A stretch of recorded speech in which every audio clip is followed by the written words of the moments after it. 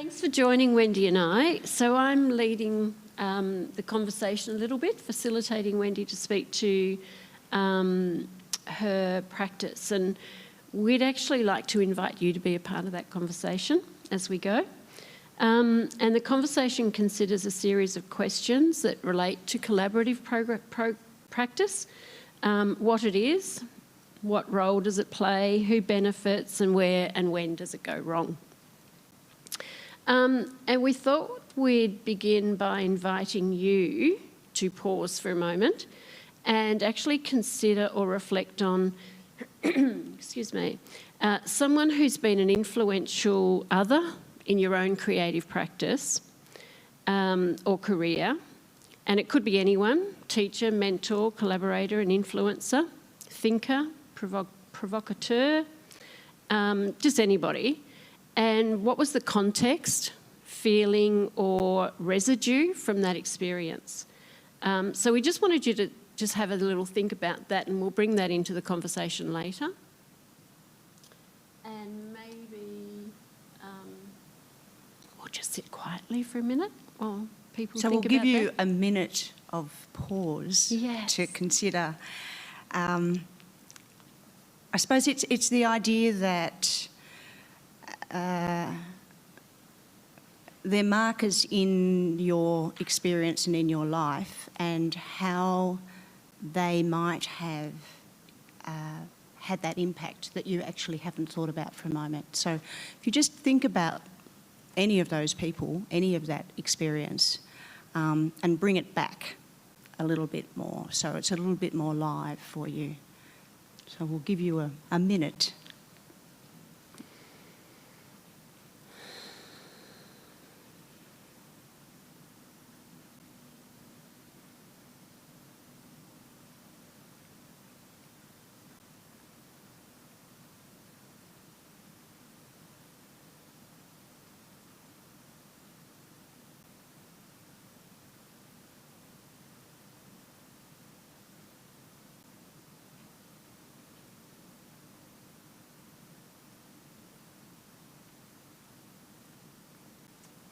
Right, that's a minute. Okay, so thank you. And what we're going to look at is how can this experience provide insight into the qualities for establishing a collaboration. So we'll come back to that as we continue. So hold those thoughts now. And for now, I'm just going to give a brief intro to Wendy. I think everyone knows Wendy as an artist, a mentor, collaborator, arts consultant. She lives here in Lutruwita, and after training at the Australian Ballet School in the early 70s, she pursued a career as a professional dancer in Australia, overseas, and performing with the Monte Carlo Ballet, the Scottish Ballet, the Sydney Dance Company, and Dance Works in Melbourne. Wendy's collaborated with Australia's most influential dance makers. As an independent artist, she has received numerous state, federal grants, including a 2-year Australia Council Dance Fellowship. So Wendy has formal qualifications in both dance and visual arts. She's taught at key tertiary art institutions around Australia, been the vanguard of integrating dance with other forms for most of her career, and has been creating multimedia performance installations with media and sound artist Lee Hobber since the early 90s. So Wendy is a quiet influencer. She's dedicated to the long-term development of artists, collaborative relationships, and more recently, very curious about exploring her writing practice. In 2019, Wendy's Fictionella Fossil was published as a part of the Lost Rocks project, which was a slow publishing artwork by a published event. In 2020, she was a mentor collaborator with Sophie Burgoyne's Gestures of Care project, and in 2021 is a collaborator with the Published Events Tender project, an international writing exchange. Her latest project is titled Float. So, Wendy, let's begin by looking at what is collaboration.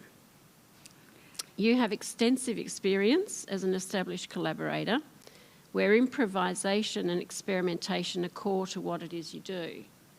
So your collective practices, your projects span more than 35 years. So we would love you to speak to that and what collaboration is for you. I think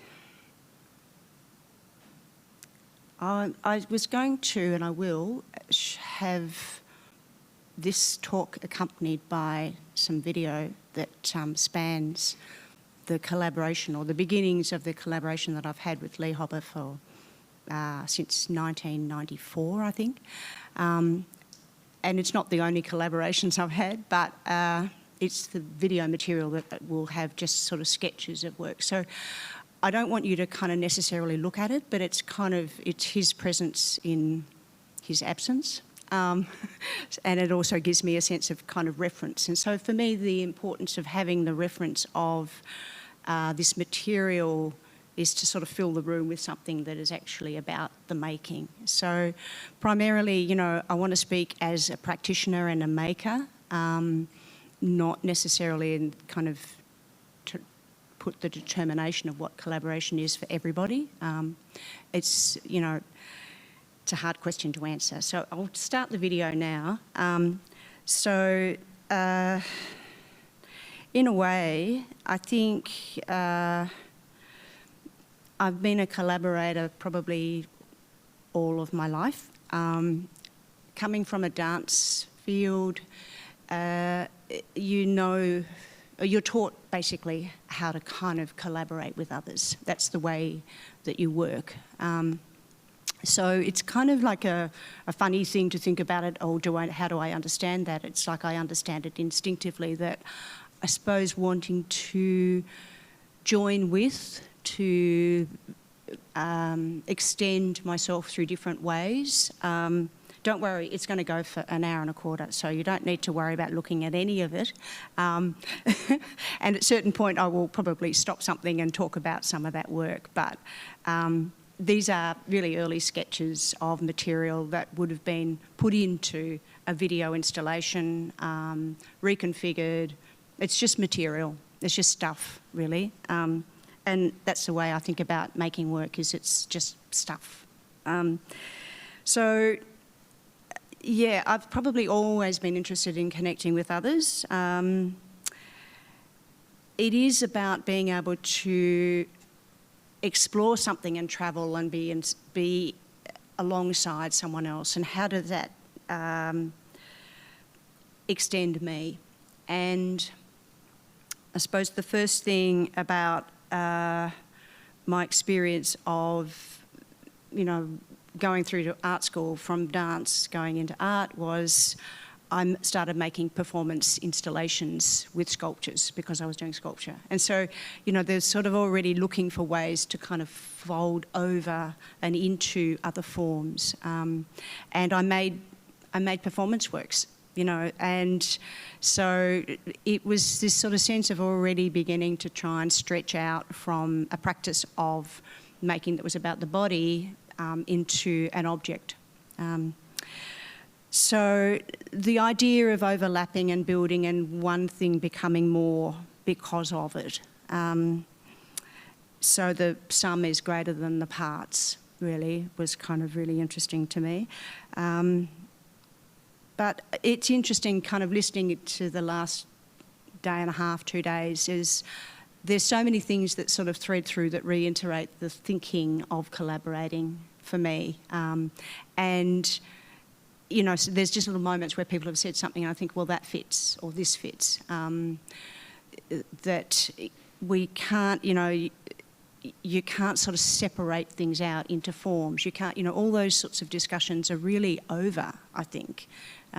So for me, even the language of collaborating, I don't even think about it anymore. It's an interesting kind of concept.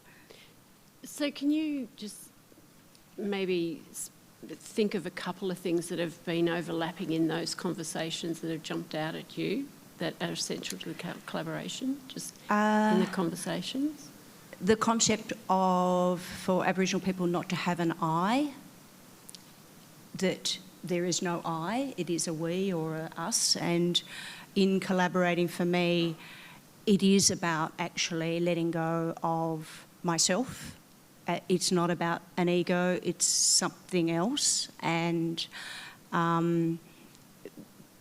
that the need for kind of a sense of generosity, all the things that were happening in the conversation just before on festivals about people taking risk, people being generous, people being honest, having integrity, all of those sorts of words are required in a collaboration. And it's about, to me, there's a selflessness about it, which I think is really important. And that's where I think, you know, a lot of people get into trouble, is because I think that they're not prepared to let go enough. So how do you decide who you want to work with and why when entering that collaboration? If you're thinking about those key elements into entering into the collaboration, how do you make those decisions? I think now I don't have a why, because it just seems to be what I do.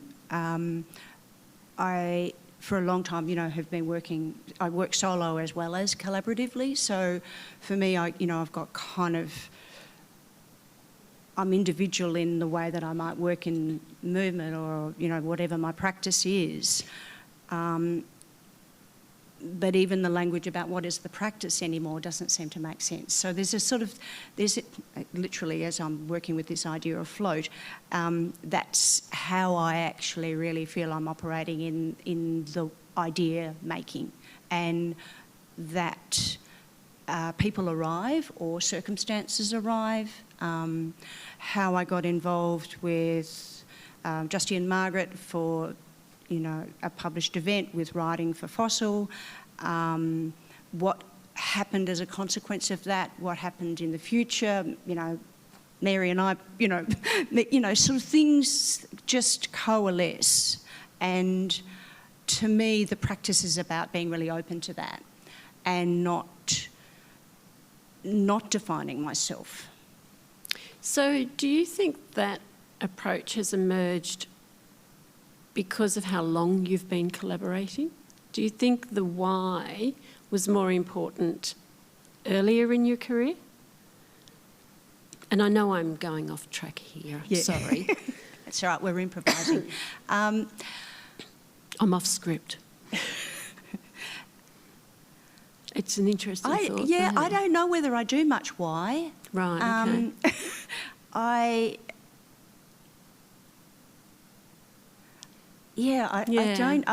feel like the why is really tricky because I don't know why. Yeah, okay. I do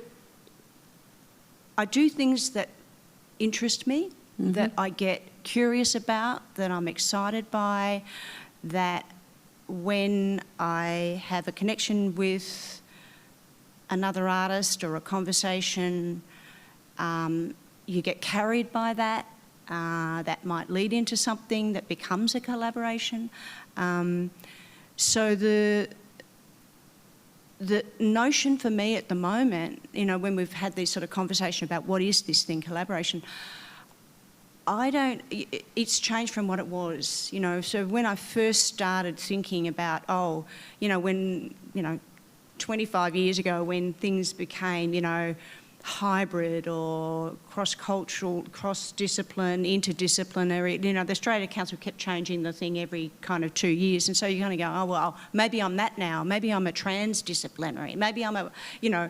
So it was this whole thing of kind of, I was doing that at art school, you know, so this sort of the blending thing had been happening throughout my whole career. You know, when I was in DanceWorks, we would be doing stuff in gallery spaces or we'd be doing, you know, so there's been a breakdown of this kind of disciplined form for the last 30 years, you know, so it's sort of, it's like not worth thinking about anymore, to me. You know, and I know with younger artists, you know, they want to have the definition of I'm a this. You know, you read a CV and it's got a line of stuff of they're this, this and this and this. And I'm going, well, part of that's got to do with the kind of representation and the sense of, you know, where do you fit, you know, which box do I tick, you know, all of those sorts of things. We've had to kind of put definitions to it. I'm going to go back to something you said, because I thought, you know, when you did your visual arts and you're saying that you worked in sculpture with performance, so, you know, that's a static form as sculpture as a visual art, and then performance is movement. I mean, how long ago was that? I hate it when people ask me. But, well, I guess I'm thinking that must have been quite... A long time ago. It might have been, but would that have been quite, I guess, experimental at that time? Yeah. And how was that received through the arts? It was interesting because I'd come back. I'd been overseas and been a dancer in a ballet company, you know, and then decided, like my sister and I come from a family of dancers, and so, you know, my sister and I were both overseas, and she was in another ballet company, and we decided, right, that's it, we're out of here, we can't do this anymore. So we came back to Australia, and also Labor had just got in, and you could go to, you know, uni for free, and I thought, right, we're going back, and we'll do something else. And, you know, arriving to tell my parents, both of us were pretty scared about telling them that we were going to give up ballet. You know, that was a big deal. Anyway, my sister went off and did music, and I went and did sculpture, went to art school. And so I thought I'd start off, I wanted to do painting, and I thought, no, it's too flat, I'll go and do sculpture. And so when I started making objects, it was like this sense of trying to, because it was three-dimensional, you know, it was three-dimensional, and then I thought, well, what do I do with these objects?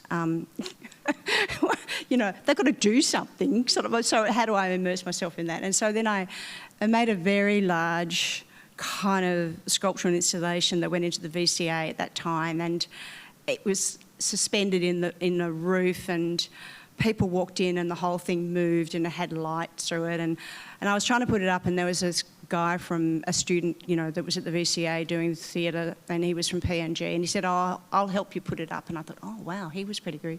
Anyway, he asked me to go to PNG, and then I ended up, you know, there was a marriage in that. But it was an introduction into thinking about performance in cultural difference, you know, so that's, yeah, it's another story. But it feels like that might have been what was the launching pad for you, because pretty much you've worked that way in a lot of your practice. Would I be right in saying that? Yeah. Yeah. Yeah. I just find that interesting because I didn't know. So what do you imagine a successful collaboration looks or feels like? And what does an unsuccessful collaboration look or feel like to you? Have you seen or witnessed or...? I'll read out the things that I wrote, and then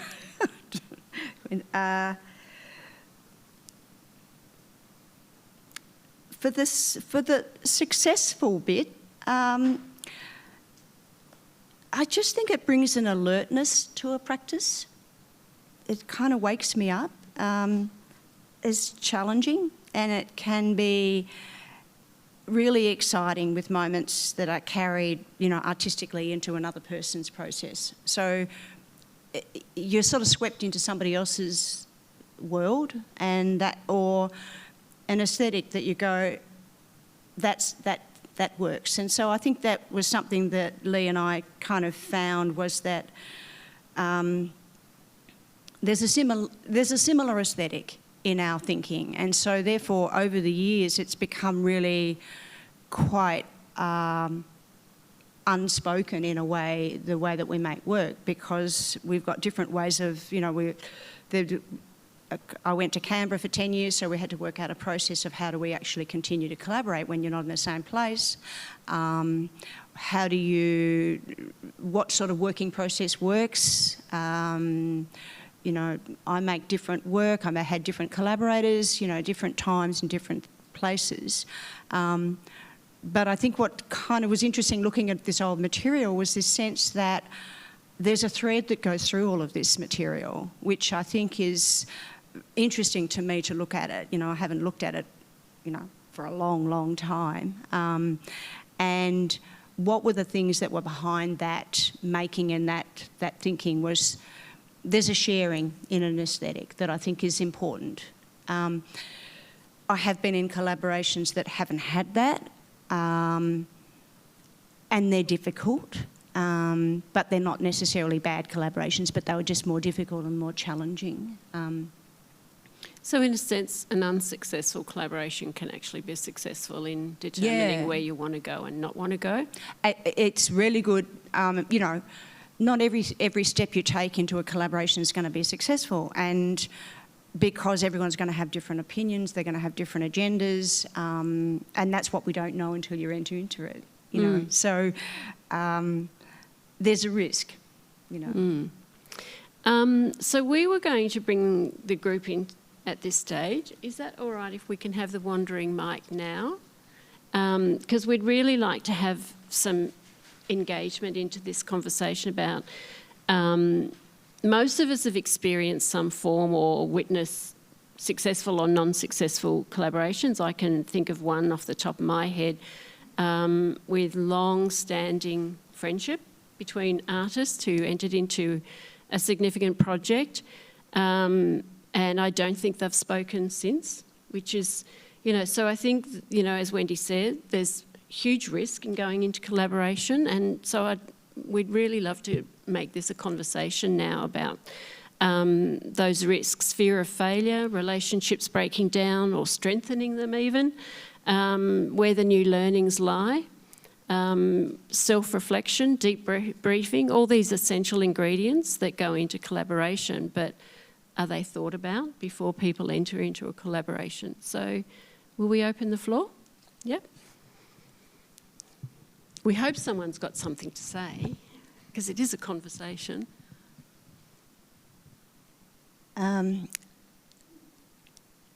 It's sort of interesting too, the idea that the way performing arts collaborate is really different to visual arts, and I can see that, you know, there's a predominance of visual arts in the room. And to me, there's also, it's that sense of if we broaden the language to not be about necessarily collaborating with the intention of an outcome, but more recently, my considerations are really about I can have a collaboration, what I would call a collaboration that might be a weekend or a conversation, because there's a sense of authentic engagement and kind of mutual benefit where you come away from something and you go, oh, I just feel so much better about something, or I just feel so inspired by that. Or so for me, that's kind of like what a collaboration should do. And so it can be from that point, or it could be something that, you know, I've had this, you know, long-standing, long-term collaboration with someone. So since last year, I've been doing these things which are more about the idea of accompanying with people and gathering people and working in different ways, which sort of are like collaborations, but because the intention is about connecting and carrying each other. And so for me, that's the sort of conversation that I think is really interesting.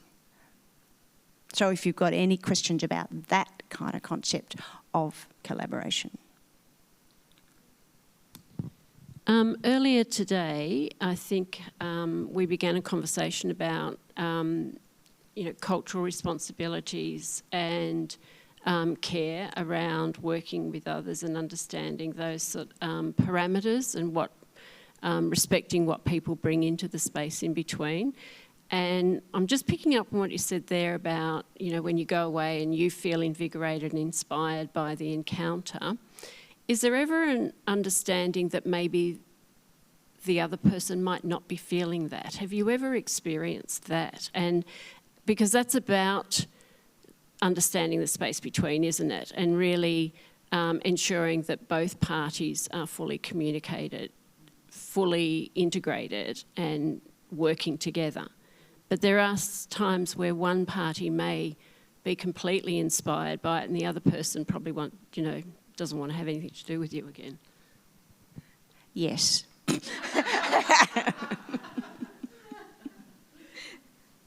That's it, yes. I think, we can kid ourselves and think, gee, that was a fantastic thing, wasn't it? And you're going, no, I didn't think so. And I suppose that's that thing of actually being really honest. And I think the older you get, the more you just think, well, I don't care anymore. It's the abandonment to going, well, some things work and some things don't. And we don't need to pretend about it. And, I've got Trevor, who's in a lot of this, is a really old friend, and we were in dance works together. And he knows me pretty well. And we were talking last night about the collaborations that go wrong, and he had a collaboration with another dancer who I know from years ago, Julianne Long, and so he and Julianne had this thing, and really good friends, know each other really well, thought they'd do this project, and it was a disaster, and they both agreed, we will never work together again, and it was like, these people that really love each other, but just going, nah, that was a bad one. And, so there's stuff that happens where you just go, it didn't work. Or, as you say, that, one person thinks it was really great. Like I did a really bad collaboration with a guy, and I used to teach at QUT, and I had a collaboration with this guy who was obviously, and it was really early stages of kind of interactive media, digital stuff, and he just thought he wanted a dancer and wanted to do this thing, and so we were in this kind of warehouse at, 3 in the morning, not my scene. There's me, coming from what they used to call the Fred Niles Dance Company, Dance Works, and then, he was really into clubbing and had the whole thing with the spiral lights and the business, and I'm going, this is not me. You just need a go-go girl, not me. And so, that was a bad, he thought it was fantastic, and I'm going, it's not me. So, there's bad ones. Mary, you got a question? It wasn't really a question. I'm not a collaborator in my practice other than I'm often engaged as an artist to work in a public situation, maybe with a public collection or with a curator or whatever. And those are negotiated in very sort of case-by-case terms. But I did recall an experience I had as a teacher that was a flip of power relations, if you like, that was a very good experience. It's not that I'm a strong teacher in a sense of overriding anything. I allow my students' voices, but I asked them if they'd do a 24-hour drawing stint with me, and out of a class of about 15, I think I had 8 that would agree to that. And being in the university setting, it took a lot of negotiation to actually allow the studio to be open that late and all through the night, and the duty of care stuff. But the interesting thing was that once you step, because I had said, all right, well, I'm coming in as a drawer, as an artist, I'm not coming in as a tutor. So I don't, that's my negotiation here. They were happy to accept that. And it was a really good event in a sense that the trust that then built up in the room was quite extraordinary, actually, and how people could were entering into their own works, but people were also brushing up against other things during the night. So I found that a very moving experience in a way, and a sort of resetting of potential in terms of how that you can engage in a creative space, I suppose. That was all I really wanted to say. It's interesting you say that, because for me, I think that coming from performing arts and working with visual artists, it's kind of got this potential that I feel, given the right kind of environment, the right kind of seeding, is really quite profound, because visual artists, as I said, you know, they're used to usually being on their own, or it might be you might do a group show, or there's segues in and out of things, but it primarily, it's like writing, you know, like they're lonely acts. And it's sort of been really interesting for me to understand that psychology, because with coming from dance and a performing thing, it's so much about the sharing. You know, all through COVID, it's all about these dancers just dying to get into the studio together to be, and I'm quite happy on my own, you know, so I'm used to working on my own, but I just thought this is really interesting because it's such a profoundly group thing. You know, they want to have the other bodies in the space and all that sort of stuff, whereas visual artists don't need that. So it's quite an interesting thing of when you start collaborating across into, it's not just this blending of form, but it's an understanding of how are we experiencing ourselves through this making. And when that's shared in some way, it's quite different for visual artists to do that. Yeah, so it's kind of, yeah, it's interesting.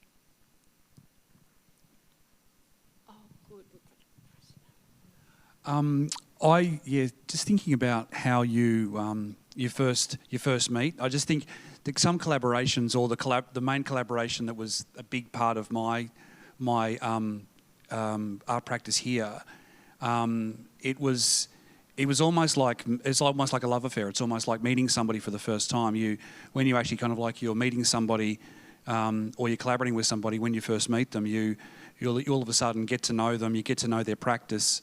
And you get to know how they kind of somehow create a part of yourself that you don't have. I was very happy to be working on my own before. This is the Team Textiles collaboration I had with May Finlayson.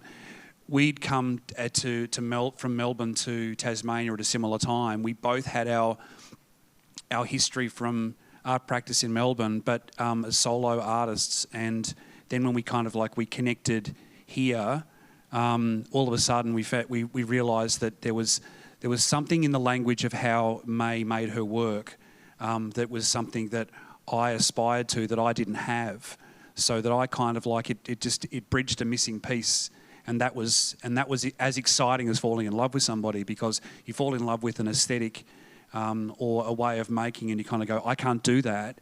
But when I combined my work with hers, they had this middle point that was transcendent, that we kind of were actually able to then share with a studio, in a gallery context or in a festival context for the most part, where we could actually kind of like have some parameters and then say, okay, we understand the rules and we know how to break them, and then just like let them go and then just watch chaos happen. And then out of that chaos, something kind of happened that we somehow, you know, were the parents of, but you know, that lack of control, you know, had control within it because we knew each other so well. And then there is that lost part of a relationship where, you know, our lives have changed, and we've known each other for about 13, 14 years, and we don't collaborate as much. And we collaborated the last time. We were asked back to do something that we'd done years previous at Junction Arts Festival for the last festival, and it was like we just jumped back in from where we left off, and it was just this joyful experience of like saying, well, there's somebody that kind of completes my practice, and I've been able to, you know, and that missing piece was always kind of like out there in the doldrums, and then all of a sudden she came back, and even during the time we worked, we actually had lots of people that came in to collaborate with us. So it wasn't just a collaboration of two, it ended up being a collaboration of 3 or 4, but then us kind of like somehow at the core of that. And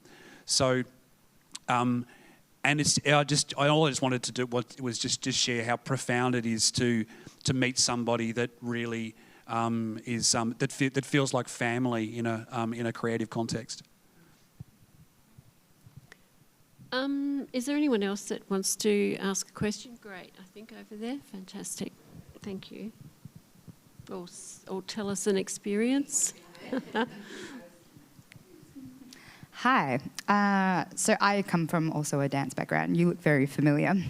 And I also went to QUT, but that was years ago. So I have a couple, like 2 points. And one was one about how do you go into a residency or a development, and there is an expectation of collaboration, although it shifts into more one person might be directing and the other person following or something like that, that you're not actually meeting at a collaboration. That's one part. And then how do you navigate if you are going into a process and you're just sharing, your ideas with someone, and then they take those ideas and reproduce it with someone else? Have you been in that experience or all those situations?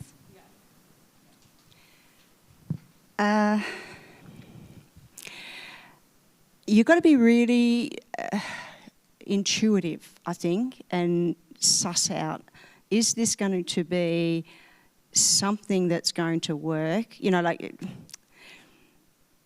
I think you get better at judging people and whether or not they're disclosing what it is that they're thinking this might become.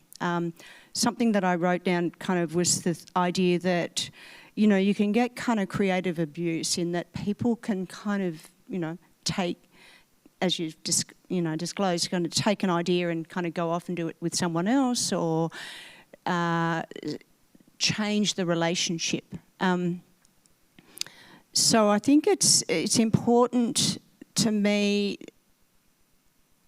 that you really work with the communication at a really early stage. Like, well, this is what I'm thinking. This is what I'm imagining. It would be great if it did this, but I'm not putting any hopes on that. So you get some sort of sense of what the parameters of where you might be heading, because part of a collaboration is that you are going into the unknown. You are definitely going out there, and there's risks involved in that, and you've got to be prepared for the challenges and the uncomfortableness of it. But you've also got to do that thing of trusting that people will, do what they say they're going to do. It's a bit like having, the mentorship that went wrong. So there's a sort of scenario about how do artists prepare themselves to go beyond themselves. And so that kind of meeting of another, my work with Lee is it's not always been easy, and there's been, it's waivers, and so there's always this sense of me being really clear about, okay, this is what I'm thinking, this is what I'm prepared to do, this is where I'm heading with this. Are you interested in that? Because you have to actually do this two-way invitation and continual thing of, are we really thinking about the same thing here?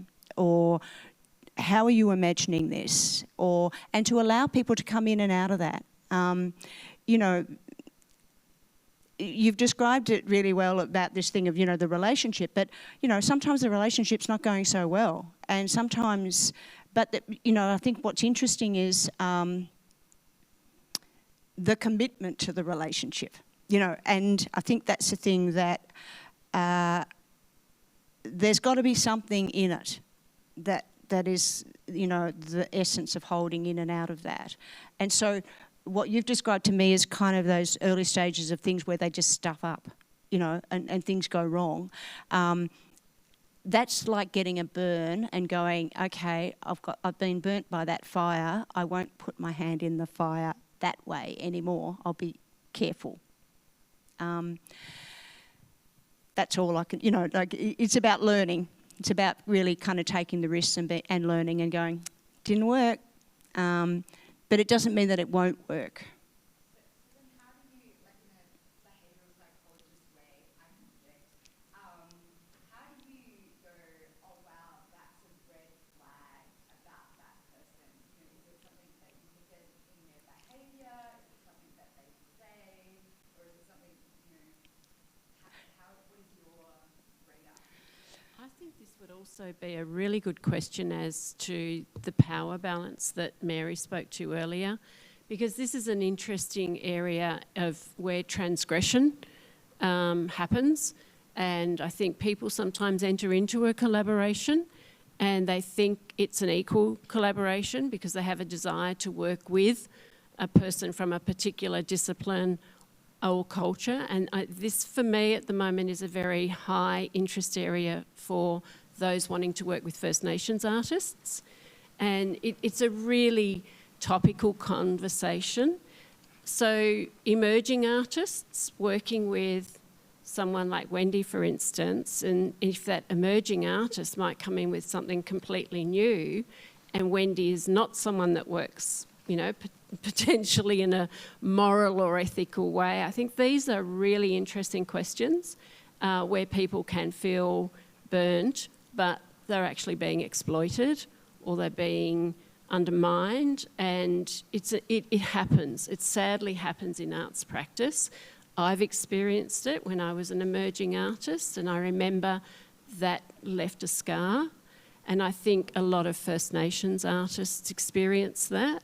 And I'm sure it's not just First Nations artists. I'm probably thinking it's, you know, other culturally interesting artists that, you know, people are looking for to stretch their own practice. So it's a really interesting space of conversation. And I think having the confidence and capacity to speak up for oneself, which I'll the just pre-communication that you mentioned. Yeah, I should read out the notes that I actually wrote because I did think about it. The inauthentic collaboration, or the one that doesn't work. I've kind of called it creative abuse, where someone's input or work is not recognised or acknowledged. That was the first one that I wrote, so there you go. Sometimes collaborative teams or collectives of artists can swamp or disguise a lack of authentic collaborative processes, so that, you know, you can have a kind of a group thing that actually may not be collaborative. So you're not getting the sense of the individual. Again, it comes back to what you were just pointing out. Too many voices with different directions. Box-ticking collaborations, which are like the cherry-picking particular artists for funding and political reasons. We all know those ones. Bring them in because it'll look good. Greater than the sum of parts can also disguise a lack of rigour and strength in individual practices, so that you may not actually have a lot of strength of equality in that collaboration. Partnerships as stepping stones or necessities. So size and reputation counts. So if you get a good group of people together that got some key people in there, looks like a good team, but underneath that there really isn't much generosity or offering that can occur. So for me, they're what I would describe as inauthentic and not successful collaborations. Oh,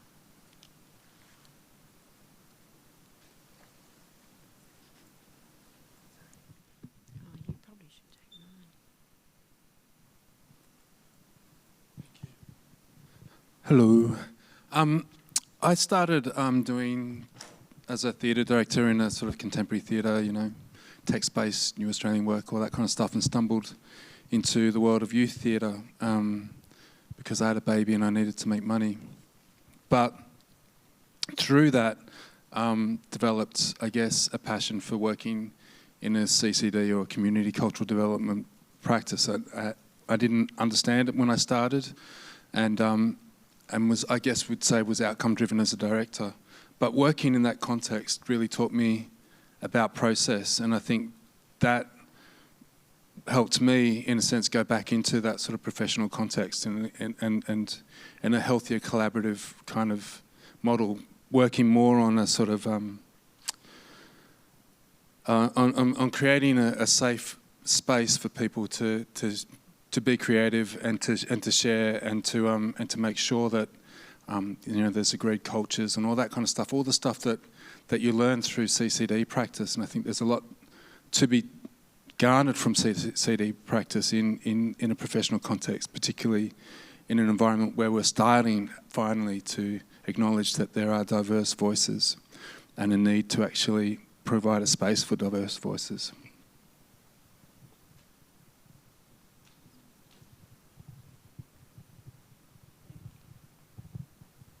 I just wanted to share my experience of a very intense collaboration. I co-lead a CCD organisation in Western Australia, and we've been I job share with Monica, so I'll use her name, and we've been working together for 5.5 years, really taking the organisation through a period of change. And to be honest, after I've worked in the arts for 40 years, my approach has always been collaborative. My background was theatre, so I guess, as you're saying, Wendy, when you're in the performing arts, it tends to be a more collaborative approach. But working in managerial roles, it's been one of the greatest gifts of my working life to have these senior years in my working life in a job share situation, because I certainly forged a career on leading organisations, and it was just backbreaking. Even though, and I really had reached a point where I thought, I will not be the CEO of a small to medium organisation again. It is too hard. And so the job share, and people say to us, how do you do it? Do you work 2 days? Does she work 2.5? When do you cross over? We don't. I don't know how it works at one level. It's a bit, as you were saying, you almost can't describe how it works. And also we're coming to the end of it because we're both winding up at the end of this year, so it's quite a reflective time about how this has worked. But it's two heads in the business, which I guess, is not so different from the issue of a concept and an idea and the values you're bringing to it, and the care and concern that you bring to building your team of staff and all of those things. It's just that issue of not being alone in a demanding space and giving each other the permission, the space and the care to create what you truly are holding on to, what you truly want to do. So it's quite wonderful to reflect on a working life that has been successful, but to have this rich sharing and collaborative experience at this later stage of it. And so I think it can work in so many different settings, but definitely, as you say, you have to be ready for it and the right kind of people to let it happen. And you have to have people around you who, in this setting, who trust you to do that. So we had to have a board that was willing to go with that model and take the risk. But I did want to ask you, because our work is obviously head work a lot of the time, we're constantly interrogating the whys. And I wonder if in your collaborations, there's something that's more about the somatic experience, whether it's an embodied collaboration in the space. Because I'm just interested when you say, I can't answer the whys. I think, oh God, my head is constantly in the whys. And I'm just really interested in how the collaboration, the physical collaboration, unfolds in your practice. I'm really interested in kind of the concept that you've talked about, because I think there's two things. One that came to mind was the way that we undervalue the creative aspect of management. And that, to me, previously I was working for Arts Tasmania, and it like the way that you invest yourself often in jobs is incredibly creative. That we don't see, that I've got the creative life and then I've got the job. And for me, there's this bleed across that if you're not excited and inspired and kind of juiced up by the job, then it's not working. So it's that thing of how do you allow, as you've described, this collaborative kind of moment of job sharing, basically, what it did for you in the job. So for me that's really intriguing and interesting, and I really love that it's exactly what I was talking about, that it can be anywhere in any kind of context. It doesn't, but the essence of it is what, for me, is essentially about art making.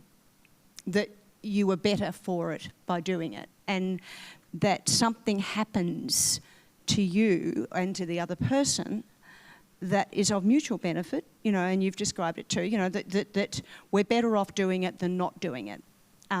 So there's something about that I think is really intrinsic to a way forward, and that's why, kind of this language, and for me that what's interesting about the conversation is looking at what are the ways that we can actually learn from these things that we've been doing for a long time and that we naturally kind of attracted to. How does that inform the way that we might kind of think about ourselves into the future? So the previous session was what's the future of festivals? Well, what's the future of people working together? Something you just said then brought me back to the first conversation on day one about being invested in collaboration, and David Goff spoke about that when he was talking about collaboration for pulling off Mapali, and that was about investment and having individuals invest into that space between, and that if that investment's not there, then where does the new learning or the taking the I to the we come from? I often find myself, if I'm working with another, that there's this aha moment. It's like, you have a sort of what if, and I wonder, and then together two brains seem to be able to create something new, or three brains. So investment, I think, is you used that word about investing into that space. And interesting that to be very abstract about it too, I've probably for the last 18 months or 2 years been undertaking this process of floating with a woman who's an Alexander teacher, but she also works in water. And I kind of equate that to a collaboration between this woman, myself, and the water. And that the movement that happens and the process that happens in the water is intrinsically as much the collaborator as whatever this woman does moving me through the water and my body. So for me, there's this wonderful kind of capacity to recontextualise something that is a concept, and that it's not necessarily about the project or we get so fixed on kind of, again, the outcome and the project and the thing, instead of going, that's just all part of the mix. And so it's that meeting of the other and something happening that I think is really essential to it. I see that as another connection that Adam Wheeler spoke to when he was saying about collaborating with people outside of the creative arts industry, and how we have that connectivity then with our community and businesses, and maybe that's how we share and create that excitement and investment from people outside of the sector into the sector. And then you can take it further to, other than human. And so, for me, I've been doing these kind of small gatherings and events with people to have an experience that's about taking people into an environment. And the environment, the place, is the thing that's actually contributing as part of the collaboration. So I'm locating people in to have that experience of that place. That could be facilitated through the kind of the reading or the writing or their experience of that, or they're moving through it, or the conversation that they have, the quiet space to be in that place, to listen to the collaborator, which might be the environment. So it can kind of stretch out. Yeah. I'm going to skip to, because I think we've covered a couple of the things we're going to talk about. So I'm just going to skip through to, we were going to talk about what we felt was the difference between mentorship and collaboration. Did you want to have a little bit of a talk about that? And does mentorship shift into collaboration, or, yeah? I think... How would you define the differences there? Or sameness? I think the mentorships, they are about the individual, the self, and the collaborations are about the sharing.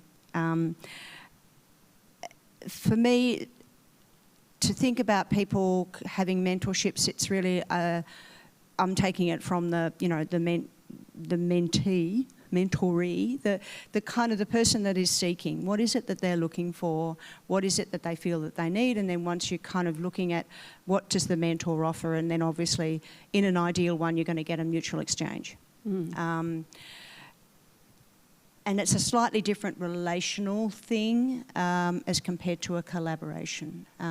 So a project that I had last year with Sophie, you know, it's intergenerational. She's 30 years younger than me. So she approached me about being a collaborator, and I said, it's going to be really hard for me to collaborate. I don't normally collaborate with people I don't know. And I don't know you. And I said it would probably be more of a mentorship in my mind, but it might be a collaboration. And so I said, why don't we start off with, I said, it's going to be really hard for me not to be a mentor because I can't help but, you know, push whatever it is that I've got behind me into the situation.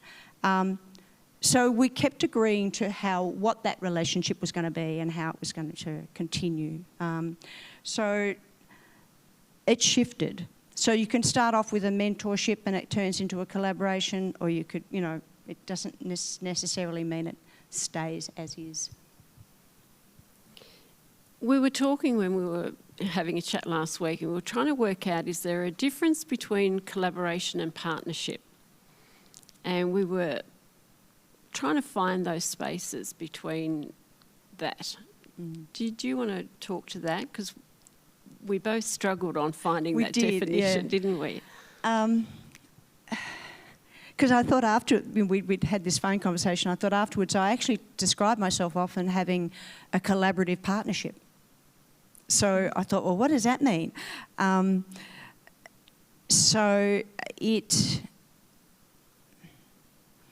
think a partnership we agreed it was an agreement. It was a thing where there was a sort of an outset, there was a thing that was going to be established. Whereas for me, the collaboration is going into the unknown. We don't know where we're going, where this is going to end. And we don't know what the length of the time frame. It could be long term, it could be a moment, it could be, you know. Whereas a partnership feels like there's going to be something established and it's got more of a kind of a sense of something being set there. Okay. I'm just going to ask you now, with your approach and throughout your career, do you think your approach to collaborations has shifted? And do you think that's from your experiences, or is it from the growth in your career? I mean, how has the notion of what you bring into a collaboration shifted? And who have you been sort of working with lately that could frame that, I guess, as shifting your practice? Yeah. I think it's definitely changed because I've changed. And when I first started working with Lee, I don't know where we're up to, but I did a project which I think is some material that was before that was really, really old, and with some musicians in it. It was the first kind of collaboration I'd done in Tasmania, and it was with Pipeline New Music Ensemble, and it was with Simon DeHaan, who used to run the conservatorium, and he had this ensemble, and he was really into experimental contemporary music and events of sort. So Trevor and I were involved in that, and Lee did some filming, and we did this performance work that was in Hobart and in Melbourne, and I think the footage was in Melbourne. For me, that was really like, oh, I was the kind of, movement director or something for these musicians, and, that was okay. I can kind of tell people where to go and what to do. But it was this sort of sense of dealing with this kind of, so there was 4 musicians, Trevor and me and Lee, and it was so like managing or dealing with how do all of these, and there were some big personalities in there of kind of how do I negotiate all of that and feel like it's fair and it's kind of holding together performance-wise and all of those sorts of things. But at that time, Lee pulled Trevor and I out. Well, there must have been some kind of time off, anyway. We were in Melbourne Town Hall, or North Melbourne Town Hall. And he said, I just want to do some filming and, just move in and out of the screen, and you're just moving it. And we're going, what? What do you mean, the frame? We don't know what the frame is, So his language and his understanding of viewing the body was really different to Trevor and I, that were thinking, well, we're just moving around in space, and suddenly it was the way that Lee saw where the light was falling or where the hand was moving or where the thing... And I'm going, I've never thought of a frame. I've never thought of a screen. So this kind of understanding of the way someone sees something, what they're looking for, and what I understand about what I do, or what does somebody else do, how are they seeing that? So it was really that was the sort of the beginning of thinking, oh, we've got these different forms and we're kind of having to understand each other's language. And I remember Trevor getting really pissed off because, with contemporary dance, it's all about the 360, and it's about you can experience things through people's backs and all this stuff. And Lee's saying, I need to see where the light... And we're going, can't you feel that in our backs, And we're going, nah, he's not getting that. He just wants to see something else. So, it's learning about the other, really. And so then after a while, all of those form things started to drop away and it all became something else. But yeah, it was kind of interesting. That was the sort of the beginning of thinking through another person's form. And then, I'd look at something that he'd put together and I'd go, wow, that looks really different to what I thought. So yeah, it's kind of that moved on into, I don't know, whatever. I think the thing is, we start ideas now we don't actually have any expectation of what form it might take. It forms itself. So if it's not this, it's a sound piece, or it's going to be prints, or it's going to be something else. So yeah, does that answer the question? Yeah, it does. But it's fascinating though, because every time you're speaking and using language, I've heard the same language in very many talks, depending on what people are speaking about. And there's these things about the shifting, experimenting spaces between changing language and understanding other languages, understanding other cultural ways, interdisciplinary, intergenerational. They're all experimental spaces, and you just use that word about being experimental. Is that what collaboration is?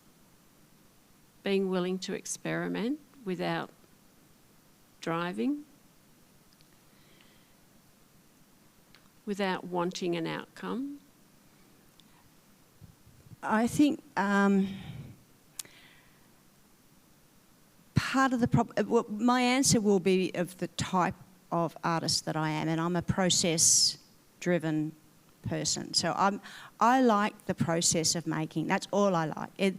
The end thing is kind of interesting, but it becomes something else. It's once you've got, the process is the juicy bit, you know, and so when you get to the end, it's kind of like, oh God, now we've got to do it, or something's got to happen with that, and it becomes something else. It's got another life then. So yeah, for me, it's in the doing. But if we go back to the gentleman who's left the room, it's interesting because you say it's in the process, but collaboration seems to be a process at the moment that doesn't have processes to protect artists in ensuring collaboration is always fair and equitable. So do you think we look after the collaborations enough if we don't have a process or a framework around that? Because we are entering a relationship, aren't we? So there has to be trust, there has to be care. But how do we, if we don't have processes around collaboration, and I know I'm just looking at Catherine and Melissa working in public art, and they deal with that all the time, these senses of artists enthusiastically entering into collaborations but not truly understanding the obligation contained within the collaboration. Yep.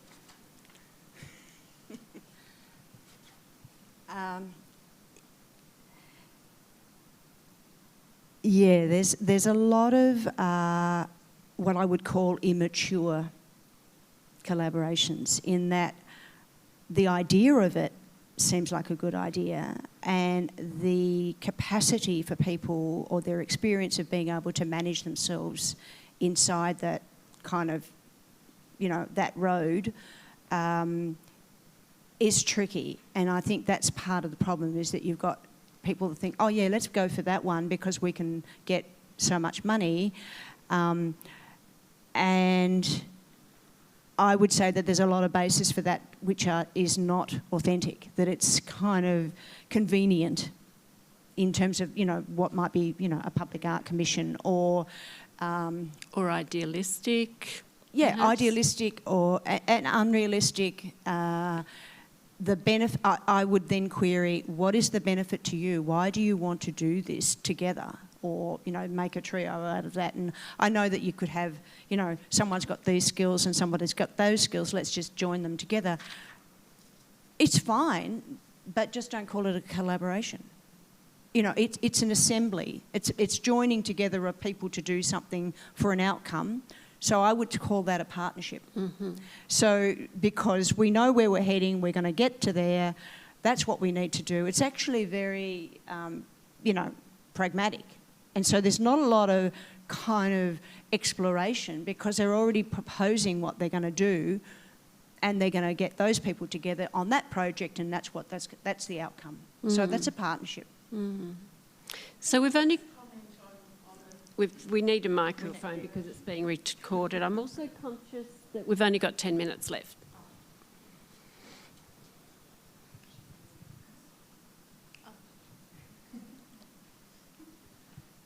Just the issue of everything being fair and equal. I mean, I think in good collaborations that fluctuates too. Oh.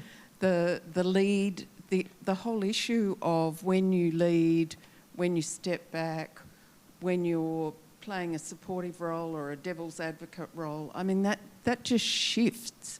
So in this, what I'm beginning to hear Wendy define as a collaboration, that needs to be able to flow somewhat seamlessly, whereas what we now are starting to call a partnership, those things can't be taken for granted and need to be articulated up front.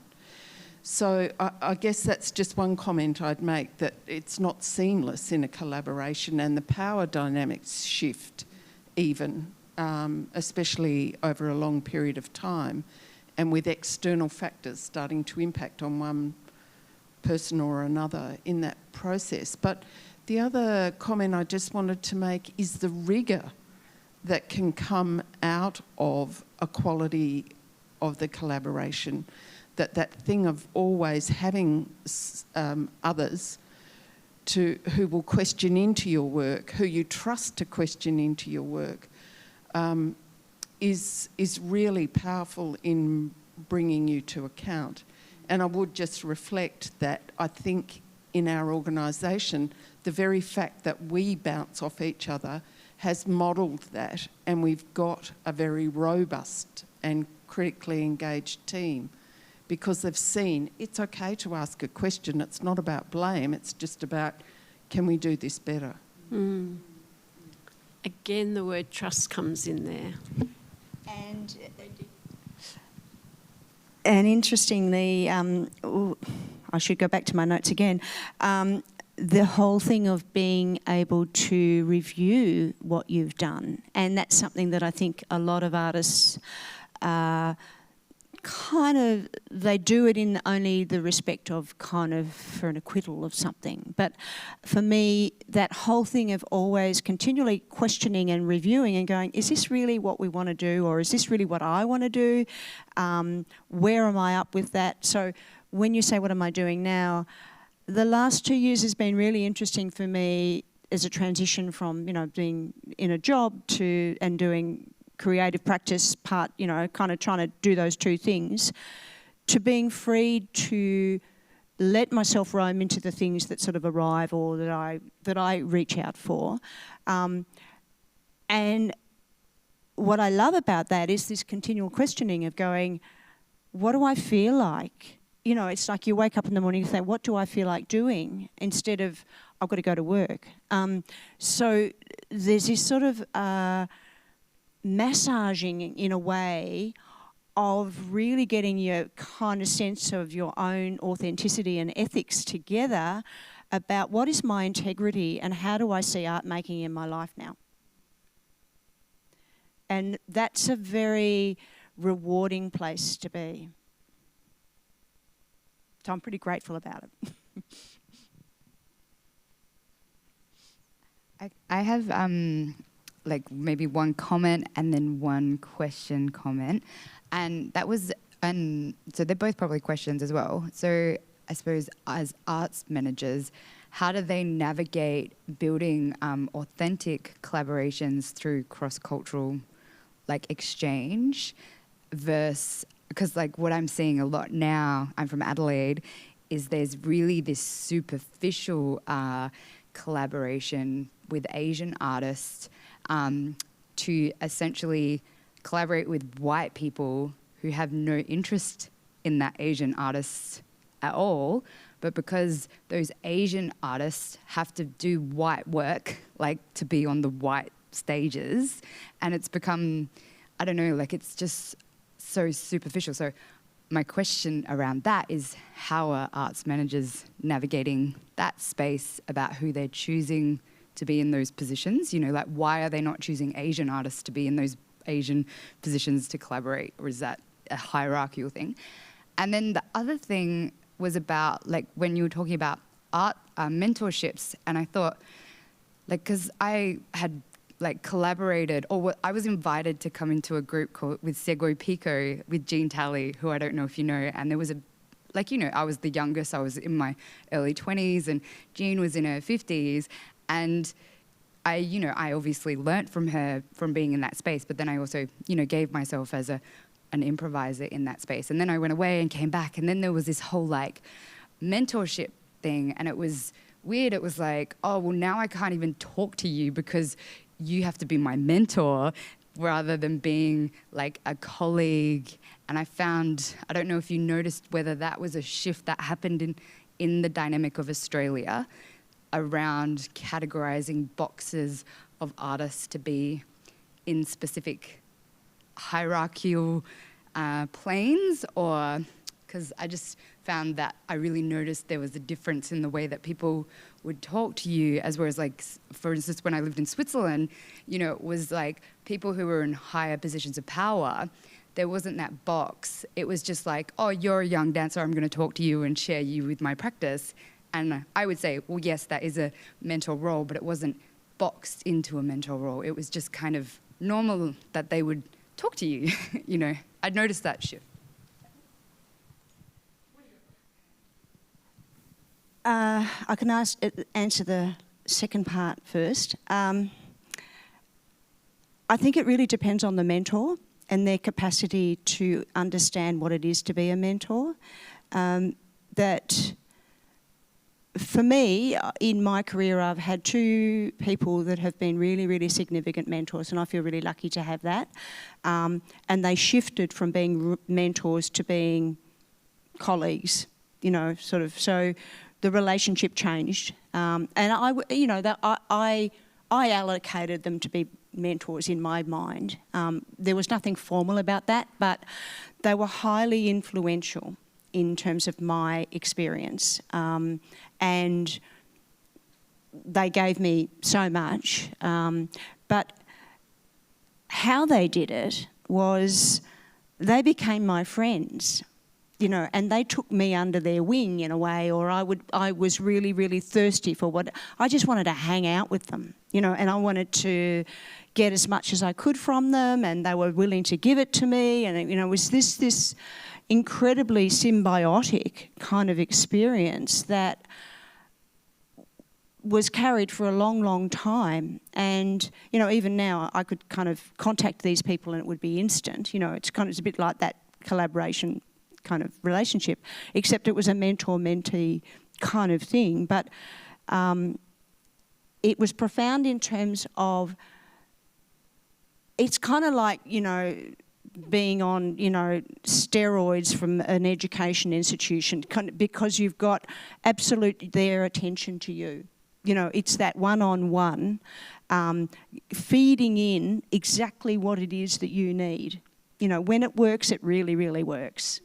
And so if you've ever had that kind of experience, you think, I know what a mentorship is. But if you haven't had it and you felt like they put it into the box, then I'd say that they weren't very good mentors. And I would concur with that. Mentors were essential for me to actually continue as an artist coming out of art school. And both of those mentors are ongoing, long-term ongoing friends, but I would never collaborate with either of them because our arts practices don't align in that way. So it is interesting. I think there is a difference. The other thing I would like to say to the arts manager orchestrating the collaboration or mentorship, that's an interesting one. It's like, well, from whose perspective is that being driven from? Is it being driven from an artist's, you know, are they driving that? Or is the arts worker doing it because it fits a project or a funding application? Or where does the intent lie? Going back to yesterday's conversation, which will remain with me, is where is the context? Always ask ourselves, where does the context lie in this proposition? And I think that's, or what's the agenda? Yeah, what's the agenda? You know, because I think that you've really highlighted a very common problem in that, you know, the sort of the cross-cultural thing of bringing, you know, that Asia is, you know, like all of that, there's so much kind of stuff around that. And I suppose for me, it is artist to artist, you know. So if there's an intention of a sincere interest in the other, then that's great. But if it's really just about getting another grant that's going to bring in another exhibition that's going to be about a whatever, it's not going to change the world. You know, it's not going to make, and everyone says it's about relationship building. Well, no, it's not. It's about, you know, box ticking. So the relationship building happens with people. It doesn't happen with government projects that have got a box that they've ticked and, you know. It's what happens when you go out to dinner with the artist, and it's what happens when they say, you know, tell me about your family, or you go to their house, or, you know, like, that's the stuff that's relationship building. Yeah. We're going to end on that. Yeah, relationship building's certainly been strong in the last 2 days so far. So thank you, everybody, and thank you, Wendy.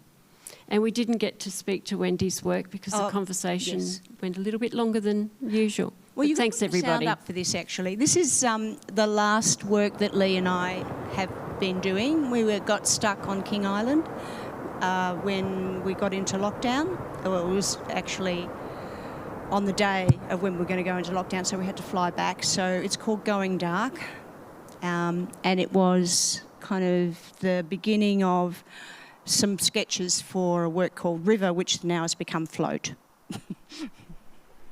But yeah, it's the King Island Town Hall.